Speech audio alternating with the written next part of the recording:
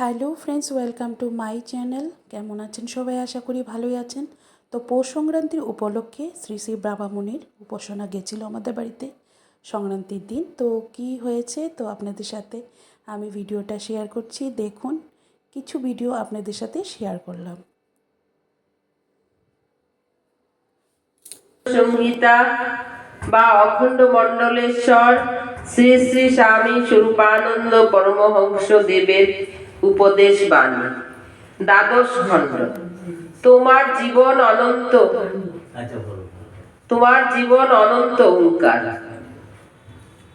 ত্রিপুরা চাতলপাড় নিবাসী জনৈক পত্র লেখকের পত্রের উত্তরে শ্রী শ্রী বাবামণি লিখিলেন, মনে রাখিও, তোমার জীবন হইতেছে একটা অফুরন্ত ওঙ্কার ধ্বনি, একটা অনন্ত প্রণব।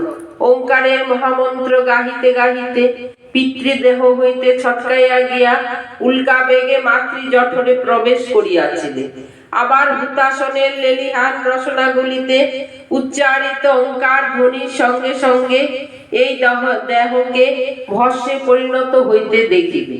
অবিরল ওঙ্কার নাদ জপিতে জপিতে মাতৃ জঠরের অন্ধতমসাচ্ছন্ন গুহা প্রদেশে বিমল জ্যোতির স্ফুরণ দর্শন করিয়া আশ্বস্ত ও অভিক হইয়াছিলেন। আবার দেহত্যাগের পর পুনঃ জ্যোতির্ময় ওঙ্কার ধ্বনিতে নিজেকে লুকাইয়া পরম প্রশান্তি লাভ করিবে। যম যন্ত্রণা সহিতে সহিতে যখন মাতৃ জরায়ুর এক একটি অপ্রত্যাশিত আক্ষেপের সঙ্গে সঙ্গে নিম্ন শিষ্য ঊর্ধ্বপদ অবস্থায় ভূমিতে নামিতেছিলে, তখনও যে ওঙ্কার ধ্বনি অবিরাম মনে প্রাণে আত্মায় জপিতেছিলে। সজ্ঞানে শরীর ছাড়িয়া অশরীরী অস্তিত্বে প্রতিষ্ঠিত হইবার প্রাক্কালে নাভি পর্যন্ত গঙ্গা জলে ডুবাইয়া অন্তর্জলি করিতে করিতে ঊর্ধ্ব শিষ্য অধপদ অবস্থায় অবিরাম সে ওঙ্কারই জপিবে। মুখে আহার্য গ্রহণ করো, ওঙ্কার ধ্বনি করিতে করিতেই দন্ত তাহা চর্বণ করে, কণ্ঠ তাহা গলাধ্যকরণ করে, পাকস্থলী তাহা জীর্ণ করে।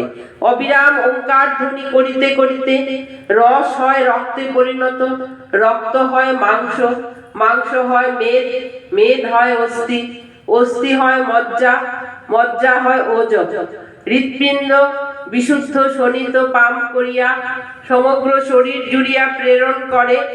ওঙ্কার ধ্বনি করিতে করিতে শোণিত বিন্দুগুলি বিনাশ প্রাপ্ত অনুপরমাণুগুলির স্থলে নূতন নূতন অনুপরমাণুর সৃষ্টি সমাবেশ পূরণ করে।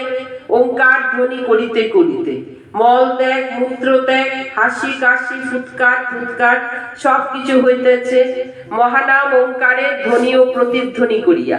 ওঙ্কার তোমার জীবন, তোমার জীবন অনন্ত ওঙ্কার। আমি উপাসনা বসেছি, তো পাশে থাকবেন।